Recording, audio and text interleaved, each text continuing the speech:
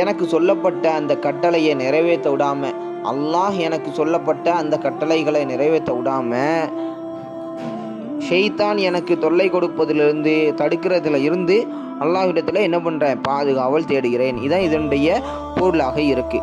ஏன் அதனால் எதுக்கு அல்லாஹ்விடத்தில் நம்ம பாதுகாவல் தேடணும் அப்படின்னு சொன்னால், கெட்ட அந்த ஷைத்தானுடைய அந்த தீங்குதலை விட்டும் பாதுகாக்கக்கூடிய மிகப்பெரிய ஒரு சக்தி யாருக்கு இருக்குன்னு சொன்னால் அல்லாஹ் ஜல்ல ஷானு தஆலா அவன் ஒருத்தனுக்கு மட்டும்தான் இருக்குது. அதனால் நம்ம யார்கிட்ட பாதுகாவல் தேடணும், அல்லாஹ்விடத்தில் நம்ம அது விஷயமாக பாதுகாவல் தேடணும்.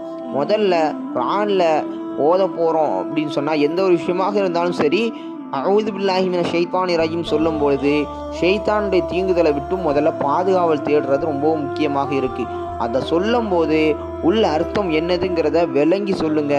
விளங்கி சொல்லும்போது ஒரு விஷயத்தை விளங்கி சொல்லும்போது அதனுடைய